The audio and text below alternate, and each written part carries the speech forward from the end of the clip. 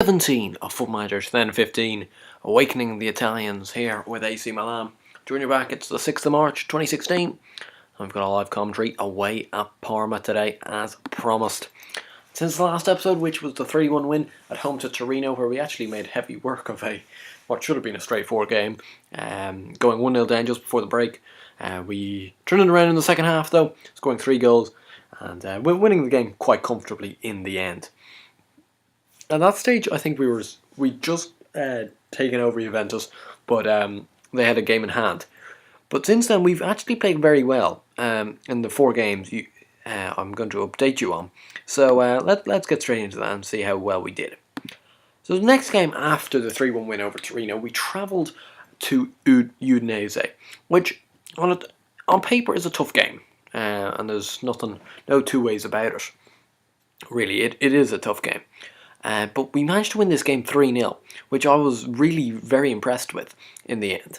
You know, we got a bit of luck opening up with Douglas Santos scoring an own goal for Udinese in the 13th minute. It was just a deflected shot, just managed to go into the back of the net. Kind of happy days for us. It was unlucky for them. So it was 1-0 at half time, and things were looking pretty good. But I wasn't really planning, or I wasn't really expecting even, things to go kind of so smoothly after that. With Lucas Podolski netting again, he's been quite a handy little loan signing, I'm finding. He scored in the 53rd minute before we got another penalty, this time in the 66th minute, which Andrei Yarmolenko slotted away for his second penalty in 2 games, I think, which was good for him. When you look at the match stats and the breakdown of it, we were well worth the win as well. 59% of the ball, 19 shots to 11, and 5 clear-cut chances to ourselves. Really, we just really dominated the game, and they didn't turn up. Now, actually, they've a decent enough team. You know, the people like Scuffet, Di Natale, Torre, Badu, Danilo, Alan Nyam, but they just didn't turn up. Bruno Fernandes, even a young Bruno Fernandes, but it was if they. They just didn't do it today. You know, they had a fair few of their individual performances were very poor compared to ours, and we just played them off the park, and it was a fantastic 3-0 victory. And I wasn't really expecting it. I thought like we might have been able to get a win, but it would be a kind of a tougher win. Then we played at home to Bari, and I was hoping that we'd win this game convincingly, and we did so. Easily winning 3-0. And it was a kind of satisfying 3-0 win because we managed, Zivkovic managed to score a brace, which I was quite happy with. The young striker, you know, he's found it reasonably difficult, I think, to really make a big step this year. He's had a few injuries and then a few kind of barren runs in front of goal, but you know, as a 19-year-old or something, you're bound to expect something like that to happen. And I think for him to score kind of any amount of goals this year, I think that brought him up to 8 for the season, which isn't too bad at all for his first season out. And when you kind of take into consideration, not one of our strikers has actually had a real kind of blockbuster season, but when you add them all together from the 3 or 4 strikers, we've done enough to score enough. So he scored in the 2nd and 7th minute, and then Marlon scored from a corner in the 47th minute to wrap up the points, which was a very convincing win considering we were actually playing the majority of this game at second gear.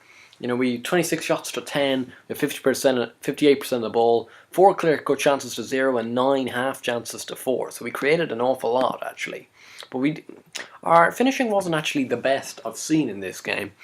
Which was disappointing, but so I suppose the game could have ended up at a bigger scoreline, but 3-0, I'll take it any day of the week.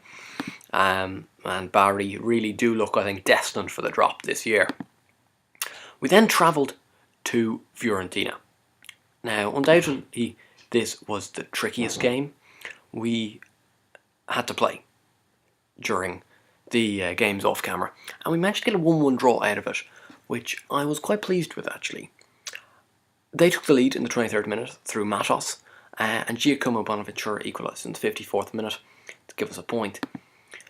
When you look at the match stats, we slightly outdid them, you know, more on the ball, 18 shots to 9, but only one clear-cut chance each. We did have 6 half chances to their 2, which I suppose was much bigger, but we didn't create an awful lot, and we're probably lucky enough to get that equaliser through Bonaventura in the 54th minute, and I was overall quite happy with the point, considering they were 3rd in the table at the time, and I think still are. So fair play to them. They're really kind of punching above their weight this year and find themselves in 3rd, and a good 1-1 draw for us, a good 1-1 draw for them. And then lastly, we played at home to Cesena, which should have been a straightforward victory, and it was to a certain extent, I suppose. We won the game 2-1. We made it actually much tougher work than it should have been. Angelo Enriquez scoring twice. Once his first one in the 3rd minute and his second in the 49th minute, which gave us what seemed like a fairly unassailable 2-0 lead, but Ariel Nunez brought one back in the 85th minute, which made it a little bit tricky, I suppose, in the last 5 minutes. Made it, I think, a lot harder than it probably needed to be, considering you look at the match stats. 30 shots to 8, 58% of the ball, 6 clear-cut chances to 1 and 7 half chances to 1. So really the game should have probably ended up 3 or 4-1 on the face of things, but 2-1, you take the points, although I would have liked it to be a little bit more convincing, I suppose.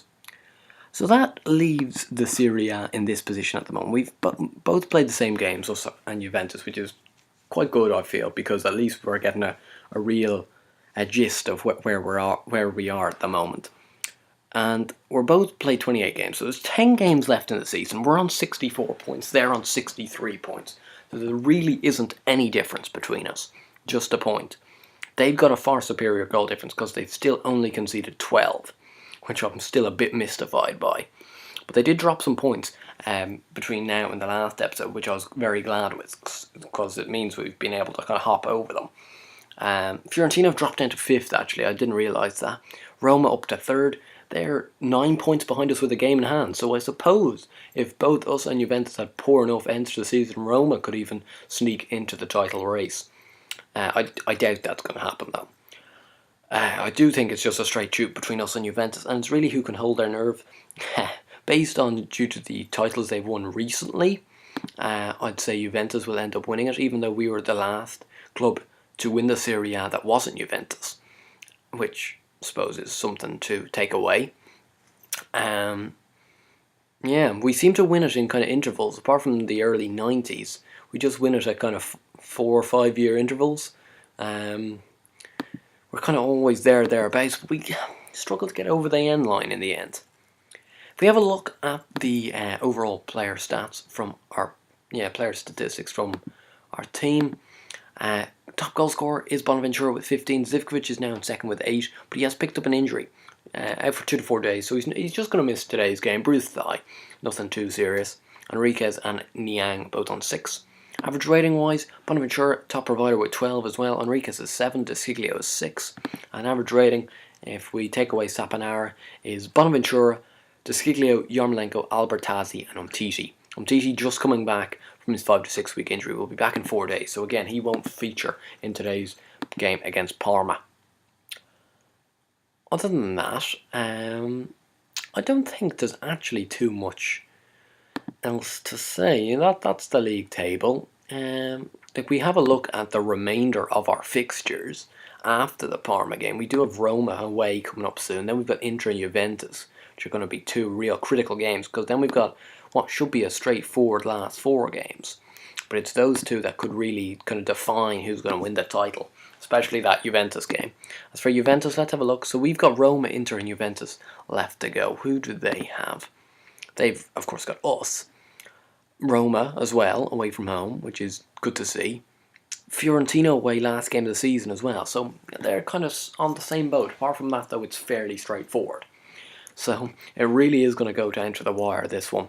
But anyway, we'll get into today's game and see what we're going to do away at Parma. We're looking to play this 3-4-3 formation. It'll be interesting to see whether they actually go for it in the end, because it's an extremely attacking formation. As for us, same old, unfortunately. Diego Lopez in goal. Back 5, Yarmolenko, Manoz, Marlon, Zabata. And it's got down Abate here. Now, I don't know why that is. Desciglio should definitely be in there instead of Abate. And actually, was a bad. No, that's because Umtiti's out. That's grand. Neustreiter and Polly in midfield. That's because I think De Jong is suspended again. No, he's not. Oh, God, he's back from suspension. So I've completely lost it here. De Jong in there for Polly. I do want De Jong back, even though his record, I suppose, it hasn't, his discipline record hasn't been good. I do think he's still well worth his place in the team. And Bonaventura playing off Enriquez and Podolski up front. Podolski has been a decent enough find, and nothing too much, nothing to really write home about in terms of huge performances, but just enough to kind of keep yourself happy with things. Juventus, sorry, I missed it. Who are they playing today? We'll go back to it after the team talk. So we're the favourites here. I have faith.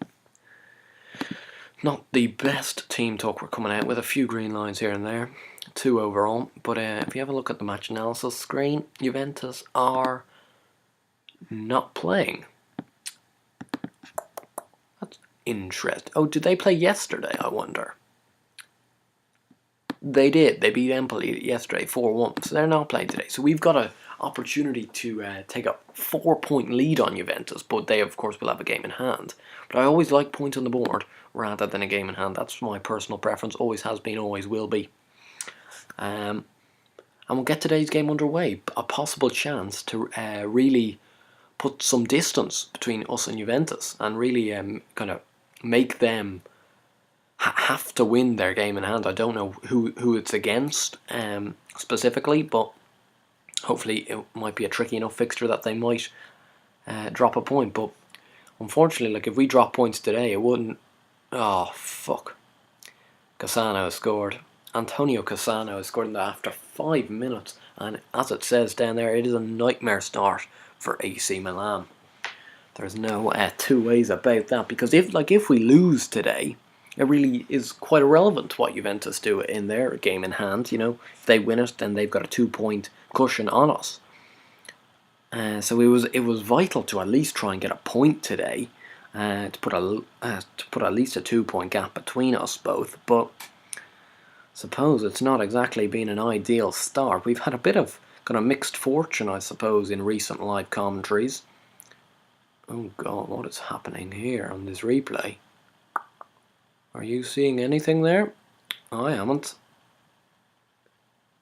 Jesus. Well, there wasn't much to conclude from that replay, that's for sure. I think Cassano just crept in front of Sabata. I think that was the long and the short of it. Podolski missing a good opportunity there. It was knocked down from Bonaventura and he couldn't quite convert. And it is still 1-0 here. That would have been ideal if we could have... oh no, Belfodil. De Siglia with a good tackle. And back to Diego Lopez. This highlight's still going though. Maybe there's something else in it. This time for Parma though. Biabiani. Belfodil, Neustreiter gets in well. It would have been nice to get a goal back just there, because it would have kind of erased that early goal that Parma scored. But unfortunately, Podolski couldn't convert. Probably, he's a good finisher. Like, he's got 20 finishing on game, but... Oh, holy shit. Holy shit.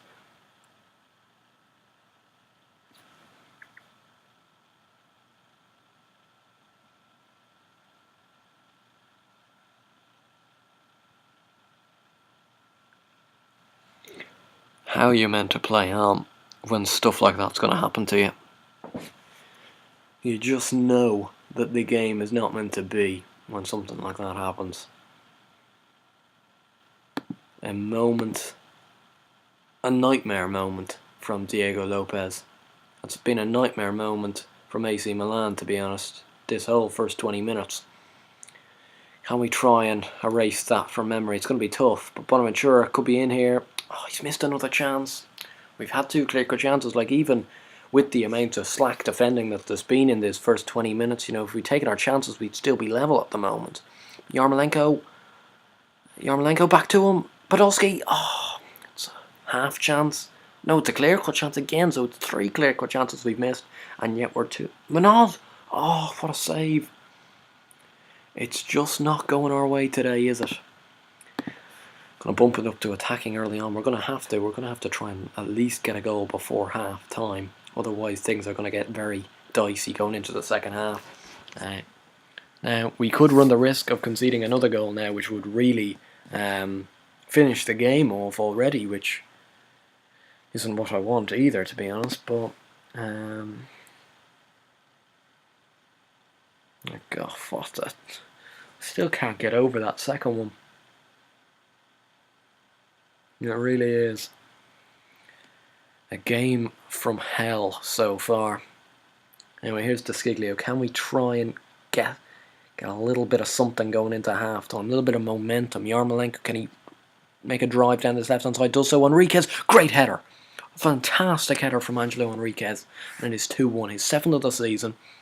He's had an injury-ridden season. Injury-hampered season, even. Yarmolenko here with a good surge down the left-hand side, and Enriquez arriving with a stunning header. You won't see much better than that, to be honest. And it is back to 2-1, which at least gives us a little bit of respectability, hopefully, going into half-time. You look at the match stats, they've had two shots on target. Apparently that deflection counted as a shot on target, and apparently we're 2-1 down. That kind of sums up FM sometimes. But here's Podolski. Can he make up for his earlier misses? Finds Bonaventura, 2-2. Just before half-time. What a time for Giacomo Bonaventura to net his 16th of the season. And it gives us, like, again, as I said before, when you look at the match stats, it gives us a well-deserved equaliser. But sometimes FM does work that way. You don't get what you deserve. There seems to be a lot of lag in the replays today. Not sure what that is all about, but it is 2 apiece.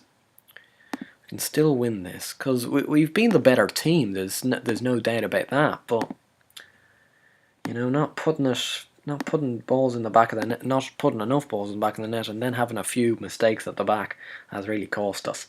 Lucas Podolski, he's on a 6.6. That assist really saved him, because he was down at a 6.0. I did realise after around 40 minutes, but I suppose we'll give him to the hour, kind of as we usually do, and then we'll bring on a younger striker. Of course, Zivkovic isn't there to bring on today, so it might have to be somebody like Mbai Niang, although that could be all changed now, because Angelo Enriquez might have to come off.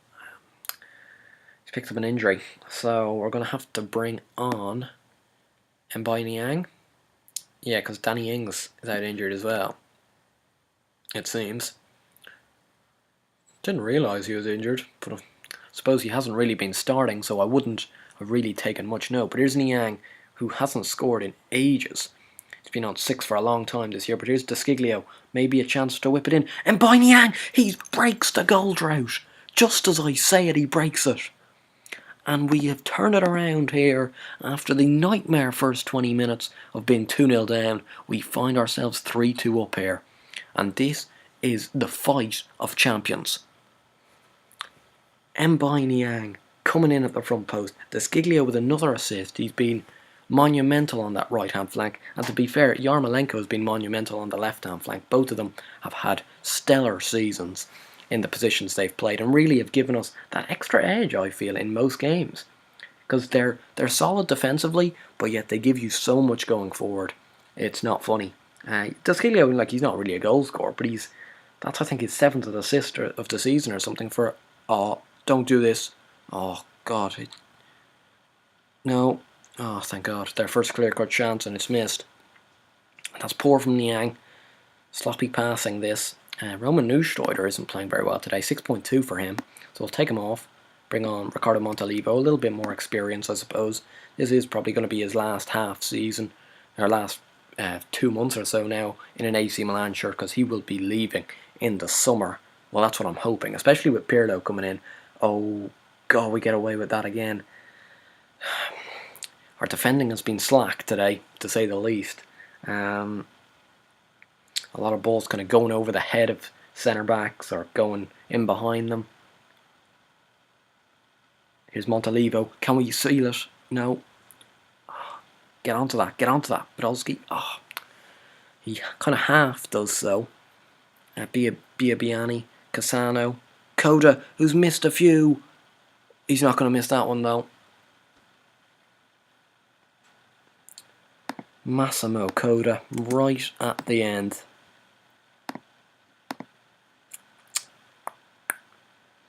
Ah, jeez. I thought we'd completed the complete turnaround, which we did. We had, we'd gotten the complete turnaround, and then we've conceded again. They don't really deserve it, but based on our own defensive efforts, I suppose we do deserve to concede again. But this is going to be a real frustrating drop points today, because we really should have won this game, and 3-3 is a kick in the teeth, to say the least. Anyway, good performance, let them know that. I'll say they were unlucky, because offensively we really did deserve the 3 points. We were good today offensively, but defensively we really let ourselves down. That first 14 minutes was just not acceptable, and it ends up costing us 3 points, because even that last goal, if we just had eliminated that first 15 minutes, that last goal would have been a consolation 3-1 goal. Instead, it's an equaliser to make it 3-3. So that shows you kind of the fine margins, I suppose, in this game, especially on Football Manager this year, where the game does seem to be a little bit goal heavy still, even after kind of a fair amount of patches. And it just does. And you never know what's going to happen. Upsets are always on the cards. Anyway, I hope you guys enjoyed this video. And the next episode will be away at Inter Milan. Big derby game, huge derby game. Anyway, if you guys enjoyed this video, please do give it a like and subscribe to the channel. I'll see you guys later. Bye.